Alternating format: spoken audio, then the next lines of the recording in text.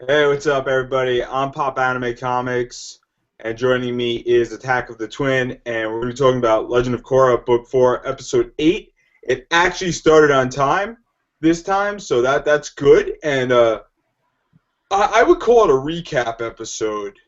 I mean, not a recap, more of a kind of like an OVA episode, right, John? It was a clip show.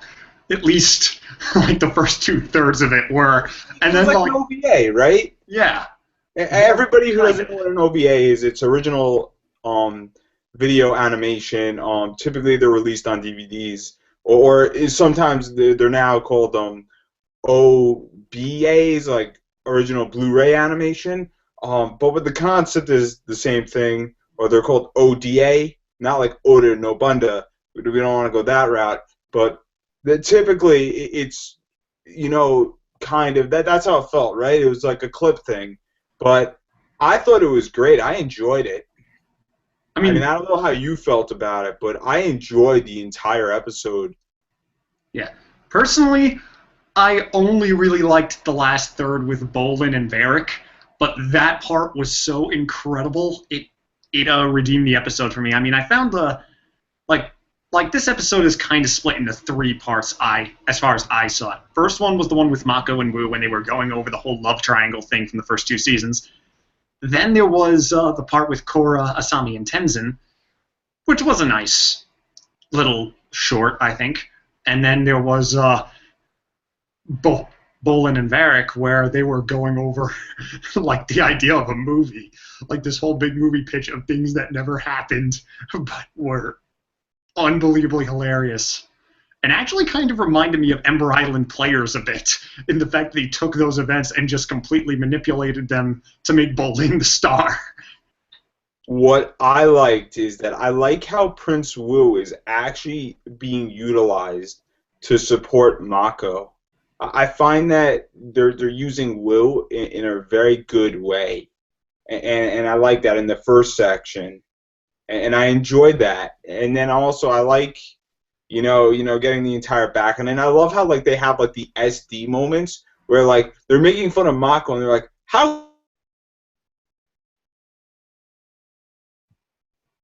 could you broke up with Asami with Korra, and you're back with Asami, and then Korra thinks you're back with her, and then you're making out, and like they're basically saying, Mako, you're like a pig and you're disgusting, and how could you?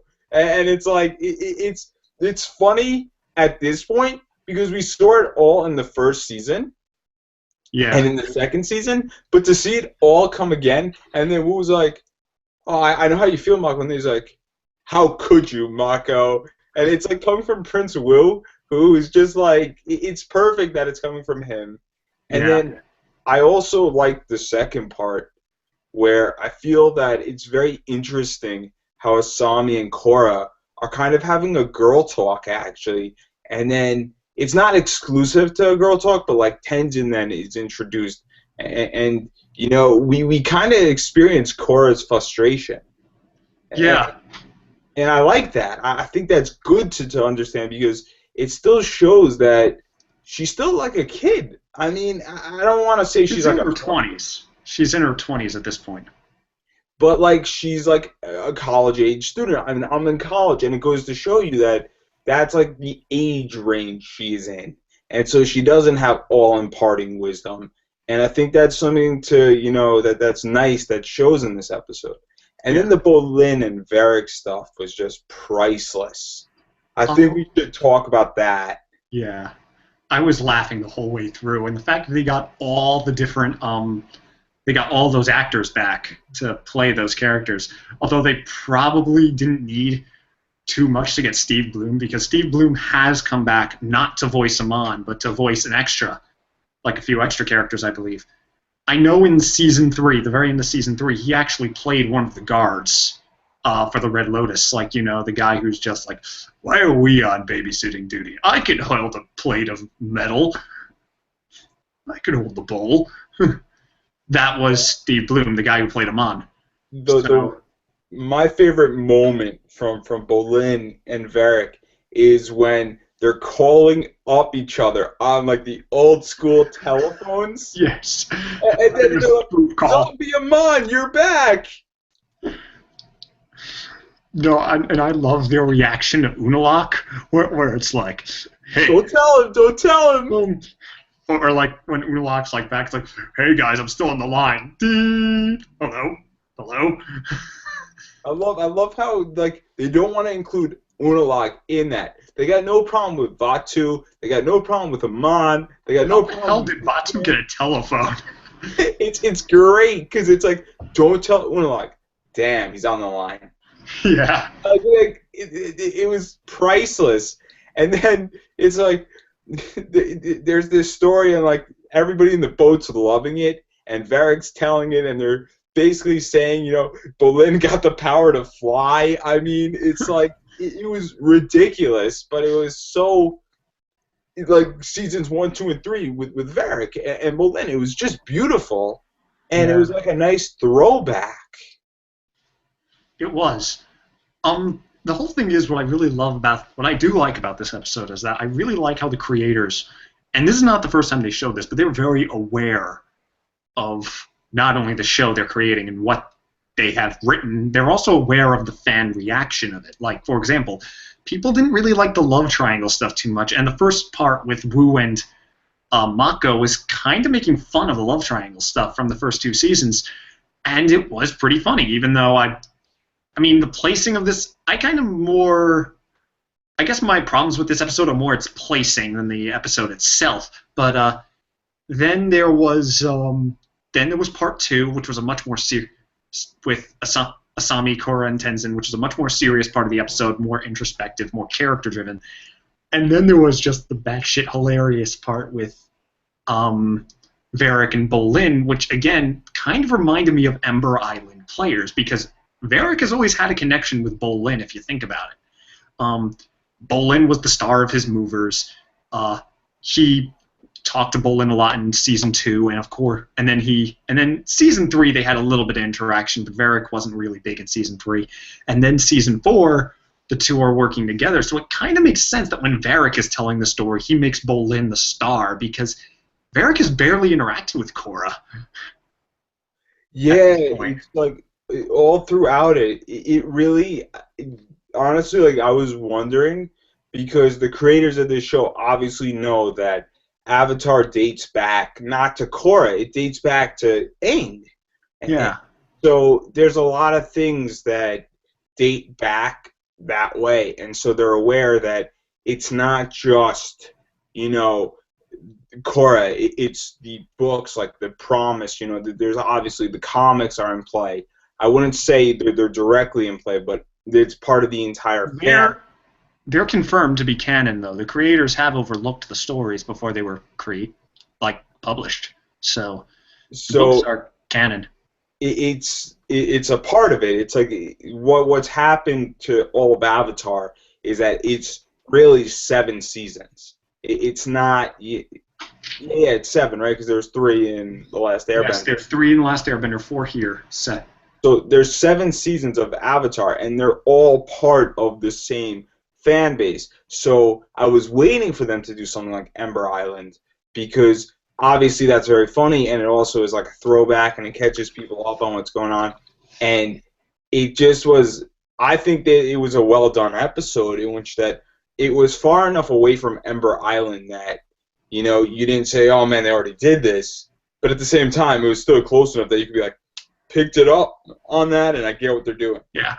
Well, and particularly I think what really differentiates this from Ember Island as a style is that Ember Island players did not use any clips, any past stock footage. It was all original animation. And of course, it was the story being told as Fire Nation propaganda, basically taking the events and giving them a spin to make our heroes look like incompetent assholes, as opposed to who they really were, exaggerating all their flaws and dumbing down all their good qualities. This is kind of different because, again, it's split into 3 different short stories. That's the way I see it. And with the whole Varric part, Varric is basically turning Bolin into a god. And like again giving him the power of air all of a sudden, and throwing in all these villains and have from the past seasons, and then having Bolin beat all of them just to make him seem more badass. But what I also love is their reaction to Unalaq. It's really uncanny because Unalaq is my least favorite villain in Korra, mostly because I kind of felt that he should have been a little more subtle, considering that Korra, like, everyone seems to trust him and think he's a good guy, when by the first line he says, I kind of knew he was the bad guy. And he was not very subtle about it, and there were just some lines he said that bothered me, like how he actually admits he's going to be the evil avatar. He actually says, I'm going to be a dark avatar, and that's just, it's screenwriting 101 to never make your villains actually think they're evil. I mean, I think they were making fun of their own series, to be honest. And Yeah. that's kind of cool. The Bolin segment was a complete parody of seasons 1, 2, and 3. Yeah, they were, and I loved them for it. That's the crazier part. I mean, I mean, just to, you know, my thought here is that copyright law says that, you know, you can make a parody.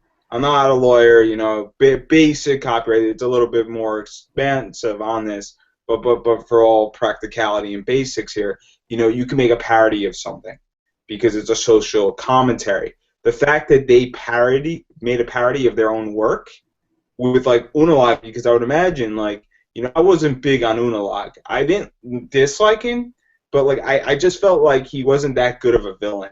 He was the weaker of the villains. And so they made fun of him by, like, saying, yeah, we don't want to include you in our plot as villains, and how Bolin beat all of you, and how they made fun of that. And that's making a party out of it. I also love how when they were showing Unalaq, they showed the they showed the mover like Nuktuk Unalaq as opposed to the real guy. That was just hilarious. And that's what I absolutely love. These creators really know when to make fun of themselves and are very aware of their own mistakes, so much so that they're willing to actually make fun of them in the actual episode, because that's also what they kind of did in Ember Island Players. Like, remember the whole like Great Divide episode where, like, they were recapping Great Divide, and it's like, hey, look, it's the Great Divide. Let's keep going. And then they never talked about it again, mostly because that was one of the most hated episodes of Avatar. Yeah, no, I just enjoyed, and I like how I like this episode also because the Bolin and Varric stuff was like a high note on this episode, and like the Mako stuff was like, okay, we it's kind of funny making fun of the love triangle. The Korra part was kind of serious, if you ask me, and then we get the comedy in with Bolin and Varric, and right from the start of this episode, you know immediately that this isn't pushing a story forward. This is just, we're going to recap things because they might be important. I mean, obviously, I don't think that these creators are just like, we don't want to do animation today, and so let's take the cop-out method because we're lazy. I don't think that was what they're planning. I think that the points that they brought up are extremely important to what happens in the last few episodes of Korra. And I think more so for the Korra sections, though. I think the Korra section of the episode was more like the stuff that's going to be built around, that the final parts of the episode is going to be built around. But that is one thing, though. More in hindsight, I think I was a little harsh to this episode when I first saw it, because the episode a week ago, the reunion felt like a breather episode to me, mostly because not a lot, I mean, other than the Bolin and Varric part of the episode, for the Korra part of the episode, not a lot happens. So I'm like, oh, this is the breather episode. That means a lot's going to happen in this. And so I came into this episode with the complete wrong mindset when I first saw it, because I had no idea that Remembrance was going to be a clip show. And granted, it's very well done, especially the Bolin and Varric parts where I was rolling on the floor laughing. Hell, I think I was laughing the hardest that I did for the entire Avatar franchise. But when walking into this, I'm like, really, another breather episode? Right? Yeah. It's like, yeah, it's kind of like this episode was one of those things that was just like it smacks you up right side your head because you're Yes. like walking in and you're like, I expect something big to happen, Yeah. and we get a clip show. Again, a well done one, but still a clip show. Oh, clip shows are not bad. They're not bad at all. The It real, depends how you do them. yeah, agreed. But considering that this is yet another breather, kind of a breather episode, I expect some major shit going down in the next one. Well, I hate to be the breaker of badness. No, like, yeah, what I feel is that I feel that this is like the eye of the storm. I feel that something crazy is going to go down in the next few episodes, and it's going to leave a nice craving for more. And with that, I feel that I feel that there's going to be something where I feel like Mako is going to choose. I think he's going to end up with either Korra or Asami at some point at the end of this and finish up. I think Bolin is going to be used for propaganda again, because I don't think that they would push it and drop that if it wasn't, because they did all that. And I think eventually, I think also Bolin is going to end up doing something with Varric at the end, and I think there's going to be an epilogue. I get this feeling that this episode is going to be dealing with some epilogue stuff. And then I feel the Korra stuff is definitely going to deal with Kuvera. There's no way Korra and Korra's frustration. That's the one thing I'm certain about at this point is that the Korra part is definitely going to deal with what's going on with Kuvera. And so I think it's interesting what they're going to be doing and how we now know Korra's frustrated. I mean, if you didn't know Korra was frustrated, I don't. It's pretty obvious, but at the same time, you now have this complete understanding of why she is. Yeah. And it's a good basis for walking in to the next episodes to deal with that. I mean, the core parts of the next episodes, because I think now I'm starting to think that Bolin and Varric are going to be on their own for quite a bit. But I think for the next part, Korra's entire arc for this season is basically going to rest on her resolving the feelings that she was feeling in that particular scene. So I think this episode's still important. And that's what I do like about it. You did have that, even though the Korra part was the shortest of all the different sort of short stories this episode had. I don't think you should skip it, even if it is mostly a clip show. Yeah, I mean, I liked it. As I stated before, I think that Mako was a heavy clip part. A lot of Korra was also, but Bolin and Varric was complete new material. And I think they that's did also use stock footage for some of it, but minimal, really minimal.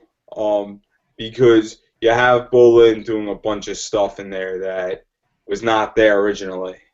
I mean, granted, though, even though I'm sure Nickelodeon gave them, knowing that Korra is a big franchise, the Avatar series is a big franchise, they gave them a pretty good budget for animation, because the animation for all the episodes is beautiful.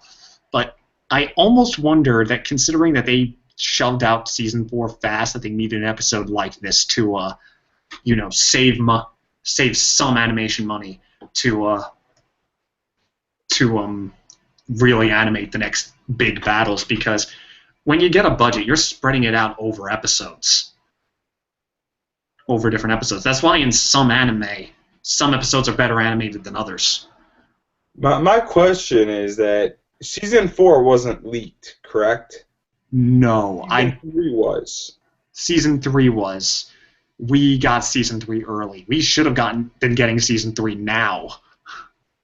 I mean, I don't know what type of budget Nickelodeon gave because, especially considering that Like it moved from uh, being on TV to going to web, and also I don't really know if their sole budget actually came from Nickelodeon. I'm actually Well, wondering that because they have an exclusive deal with Amazon.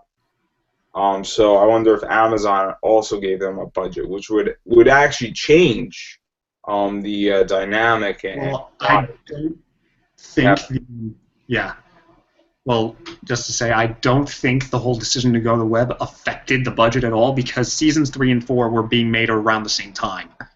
In fact, I they were know being for a made at the fact same time. that season 4 was authorized before season 3 came out. It was already signed and it was Yeah, dealt with. I mean, they confirmed season 3 and 4 before season 2 actually finished.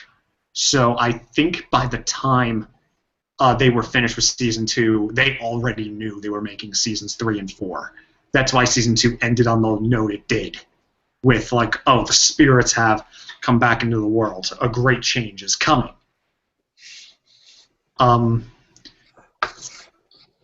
season 1, they decided. Nick told them to make a season 2 when season 1 was already finished. I think they had an idea that season 3 was coming when and by the time they were animating season 4 the scripts for season 4 were already finished. So I think they might have been actually animating all those episodes back to back. Yeah, I mean, I don't really know. I don't really get why this episode existed. To be perfectly honest, I loved it. I think it was funny, but I think that there could have Again, been a it better could have been to save some of their budget because a good chunk of this episode are past clips. Like even though the Varric, in fact, I think they were still using old clips for the Varric and the Varric Bolin parts. They were just using like Photoshop or something to manipulate some of those clips. Like for example, Zombie Amon was completely still. If you actually noticed in the Skype call, or in the group call, he was completely still, and that was a shot from season 1. Uh, the the shot with Zahir was when he was contacting Korra in like the second to last episode. Uh, I'm sure there were several shots they could have used of Vatu in the tree, just because like those tentacles with the font with the old style font kind of look a little out of place to me. And then Amon was no Unalaq was like in black and white. That's Yeah, his, yeah, it was the mover Unalaq. It was Nuktuk Unalaq and not real one. which is kind of funny. It was funny, especially if you actually. It also makes sense because Nuktuk Unalaq was super campy. Like, I am going to make ice earth. No, I love the Nuktuk I stuff. feel that this episode was good. It was well done because they did the voice acting properly. Oh, it was brilliantly directed as far as the acting was concerned. Like the actors were on top of their game. But like, and the animation wasn't bad. I mean, the animation in Korra is wonderful Oh, overall. I I'm mean, not saying it's bad. I'm just, but they were it was definitely less new animation. But yeah, the new animation was good. That's what I do like about Korra. They do try to keep a consistent look throughout it. Um, I mean, they just saved up not by cutting the animation, but just by not animating any battle scenes, because those are more intricate than the scenes they were doing, which were the talking scenes. yeah. I mean, ultimately, this episode is not it's a good episode to watch if Yeah, you're watching the series. but you should see the series. I kind of feel you should see the series just because I don't think you'll understand half these jokes unless you see all 3 seasons of Korra before and half of season 4. Yeah, no, I loved it. I thought it was very well done because they going with like I mean, it's kind of your mindset is really what matters in this episode. I feel if you're walking in and you're like, man, it's Korra, I don't really care, and you watch this, it turns out good. I mean, that's my attitude with Korra, is like, oh man, it's Korra, and I'm gonna watch it because I'm now into it. I'm invested. I'm not expecting anything because I know they're gonna pull out something, Yeah. and I enjoyed it.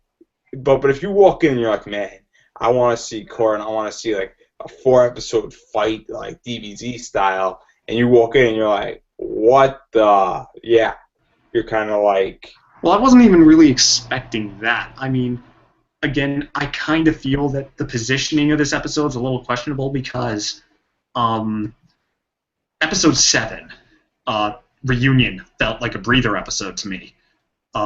Like sort of an episode, okay, let's just maintain our bounds. Let's have the characters get to certain points so that we can have a huge plot, like a huge plot shift to go into the finale. But this was once again another breather episode. But taking on its own terms, the episode was great. If you take it on its own terms, which I have, and I will say I saw this episode twice and it was much better the second time around when I actually had the proper mindset for it.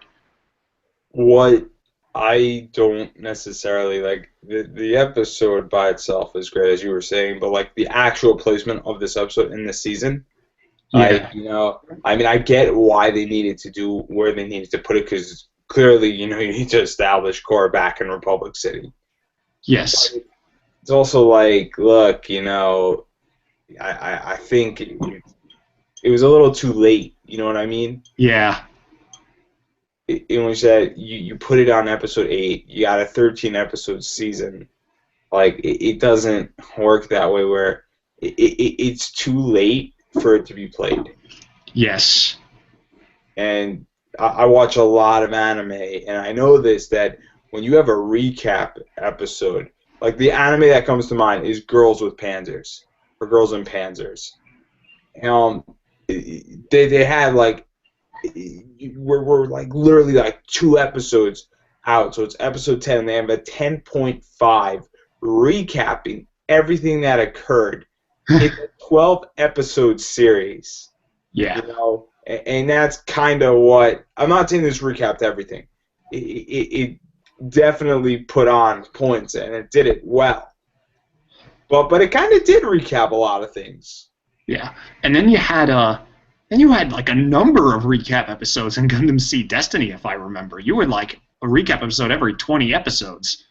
Yeah, even in Gundam Seed, you have recaps like every 20 episodes, and it's like, Which I thought was ridiculous. Maybe it's because I remember them very well, but like I remember what you don't need to remind me every 20 episode, every like 15 episodes what happened. there's a good show that does the best recap ever, Kill la Kill.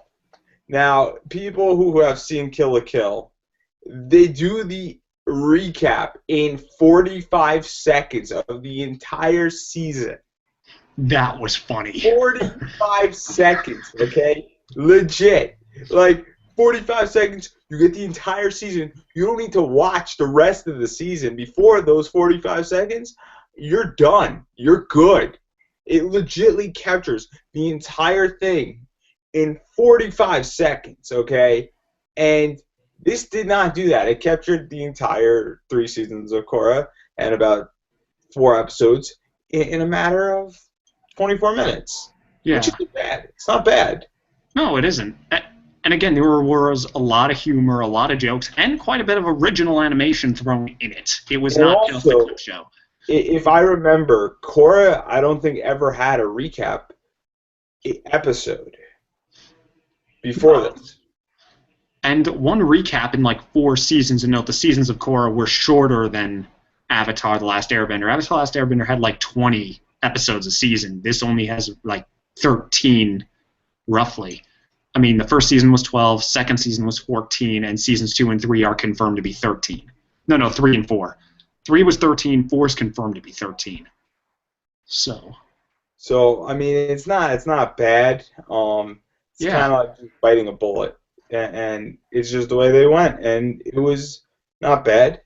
So, I mean, it's just the placement of this entire episode, I think, was poor, and I think that it should have been reworked. Should have been like it should have been the third episode in this season. It would Yeah. have done it more justice, and maybe it is you don't exactly have you could rework this a lot, and it could have been done. Um, but if they were saving their animation budget, maybe they were like, we just need like a filler episode.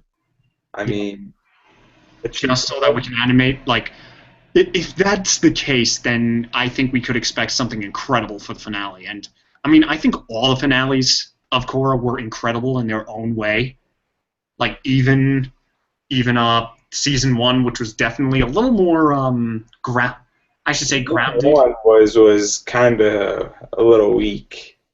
I don't know. The bad one, the whole like fighting with like Republic City, I thought was great. It was just it was after the final battle that kind of disappointed, with Korra just regaining her powers back within 10 minutes. I thought it was 6 months. No, but well, 10 minutes in. No, I don't think it was 6 months. I think it was like that day. No, I thought it was 6 months after she learned how to energy bend and connected with Aang. Hmm. It was I'm literally gonna have to like see that 4 minutes. episode again. Unfortunately, I have season 2 of Korra, not 1 yet. I'm still trying to get all the Avatar: The Last Airbender seasons. Actually, watch it. If you're an Optimum Online customer, you can get access to all of them. I'll see it when I get the chance. I mean, I need to pick up Korra. I'm gonna just go and get it and enjoy it and watch it. But I have something else that Well, I comes. need to get season 3 of Avatar: The Last Airbender first before I get Me Korra. too. Me too. Cause that's good. I actually want to pick up. I'm really hoping that you know that at some point, like just as an aside, Avatar: The Last Airbender comes into like Blu-ray. Cause that'd be nice. That would be. Crisp remastered because it's beautiful. But not, and we're off topic here. So, We've gone completely off topic like 10 minutes ago. oh, absolutely. I mean, like the problem with this episode and talking about this episode, and agree or disagree with me, is that there's not really a lot to talk about. It's pretty straightforward. Yeah. Well, once you get past the humor and the fact that they're making fun of themselves, and they're kind of, making a joke and it's recapping pretty much everything that occurred, it's pretty much, if you've seen Korra season 1 to 3, I mean, you know exactly what they're talking about. Yeah. And that's why it's enjoyable, is that if you remember it and you're like, oh man, that's funny, the fact that they're doing it, and that's why it was good. And that's why it was nice. And just the problem is that it's 2 relaxing episodes back to back. And that's a little annoying when you're like, I've been waiting all week for this. It's Friday, and I'm done with my class here. Like, Korra time, and you're like, it's a relaxing episode. I mean, just to compare it to Avatar: The Last Airbender, if I remember correctly, the last episode before Ember Island Players was the episode where Katara was trying to get vengeance over her dead mother, which was a pretty heavy episode. So it was like, and also it was just before the big finale. So I kind of felt that was justified. This, again, it's 2 very relaxing episodes. I mean, discounting the Bolin part of episode 7. So it was like half of a breather episode. And now this is like a complete breather episode. I mean, the difference between Korra and Avatar: The Last Airbender is that Avatar: The Last Airbender had a bunch of filler. I mean, clearly. Well, the seasons were longer. Yeah, absolutely. But there was a bunch of filler in them. Korra doesn't really have filler. So if they take like 2 episodes for a breather, that's a lot. I mean, that's like taking like 6 in Avatar: The Last Airbender. I mean, I'm not a math major. I don't know statistics, but it's kind of equivalent. Although, I mean, this might be like me just, you know, overthinking this, but back in Avatar: The Last Airbender, after Ember Island Players, there was the four-parter Sozin's Comet, which was the big finale. There are 4 episodes of Korra left. So do you think that maybe perhaps they're going to try to go for like sort of a Sozin's Comet like story where there's like this big 4-part epic uh, to cap off like the final season of Korra? I could see them going with like a big thing with Kuvera, and Kuvera's Sozin Comet is Spirit Fun. I could see that, they could do like a 3-parter Yeah. where it would be like a big showdown between, well, what I would presume is Team Avatar and those vendors Bolin got, and a bunch of other people dealing with Kuvera, and how I could see Korra taking Kuvera's bending away. I could see that. That's very probable, and I think it would be quite fitting, to be honest. Yeah. So I mean that's the way I see it, is that I could see that it would be that way because Aang took Sozin's away. No, Ozai's, not Sozin's. Oh, I'm sorry, Ozai. My comments, whatever. Firebenders are all the same. Yeah. I mean, even though Kuvira has a little more and kill people, so it's okay. But I could see that Korra wouldn't kill. She would just remove the I don't think Nickelodeon would allow her to kill. Like, even though we know clearly that Amon dies, but Amon never dies at Korra's hands. None of the characters die at Korra's hands. I don't, even though, yes, Korra is geared towards an older audience than most of Nickelodeon's other shows. I don't think it's geared to an older enough audience where they're going to allow the main character to actually kill somebody. And also, I think it'd be a nice callback because even though Kuvira has a little more depth, she is probably the Korra villain that's most like Ozai. I mean, she's a conqueror, just like Ozai is. Yeah, I think it would come full circle. Also, fire and earth. I mean, the last conqueror, the last conquest was the Fire Nation, and they imprisoned the Earth Kingdom. So for the Earth Kingdom to be the bad guys, kind of goes full circle, and it's kind of nice. And I think that it's kind of a nice, we're not picking on the Fire Nation anymore. Yeah. And so I think it goes to show that, in Avatar: The Last Airbender, you have the bad guys being the Fire Nation, but in Korra, in the last season, you have the group that was imprisoned about 170 years ago being the bad guys. Well, again, Ozai was the main villain and the Fire Nation were the main villains in the original Avatar. Then season 1 were the non-benders, the Equalists, or like these radical non-benders, and then in season 2 it was the Water Tribes, like it was the Northern Water Tribe that was the villain with Unalaq and Vaatu, or Unalaq fusing with Vaatu, and then we had like an air villain in No. What I'm saying is that the last the enemy 170 years ago was the Fire Nation. Yes. And then they imprisoned the current villains. So it's kind of like going 180 and flipping a table like Chum-Li from DX. Yeah, but at this point we have had villains from all the different elements now. True, including metal. Yeah. Which is interesting. This is a sub-bending of Earth. I mean, I consider, at this point, it is a sub-bending, but it's also its own bending. Yeah, but you need to be an Earthbender to be a metal bender. Yeah, but you need to be an Earthbender to be a metal bender. You can't bend metal if you're an airbender. Absolutely. But there gets to a point where it's kind of like they're their own clan.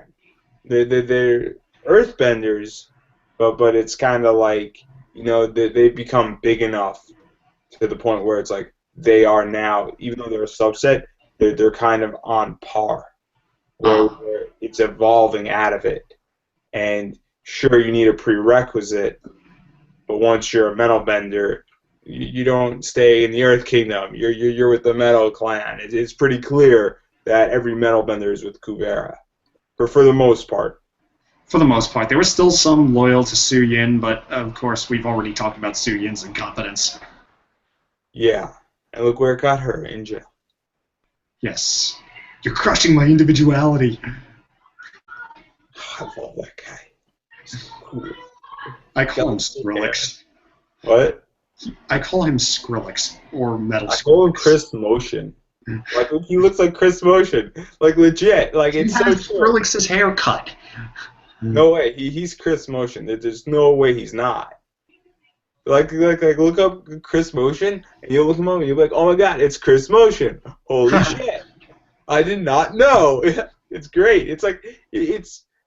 I'm sure that there is a reference to who he is. Yeah.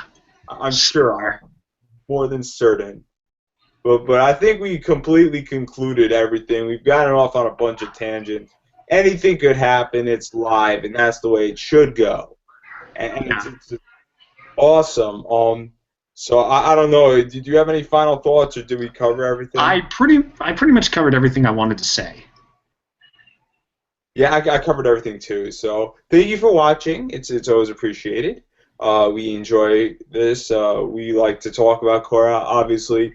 We like to also talk about a lot of other stuff. Also, I like to hear my own voice. I mean, that's just me. I don't know if anybody else likes to speak and just speak and speak. I think my voice sounds beautiful when I'm not sick, so that's just me. But thank you so much for watching. If you like what we do, subscribe to us. On Pop Anime Comics, you could click the red button down below. I also have another channel on Dailymotion at Pop Anime Comics. So Pop Anime Comics, Dailymotion, type it in. You should find me. Also, he has a YouTube channel, Attack of the Twin. It does video stuff on, commenting on a bunch of cool stuff. So you can check him out. And subscribing to us definitely supports us, what we do, and makes us feel really warm inside. And thank you for watching. We always appreciate it. And don't forget to subscribe to our channels. I'll put the names in the box below. And thank you, and have a nice night.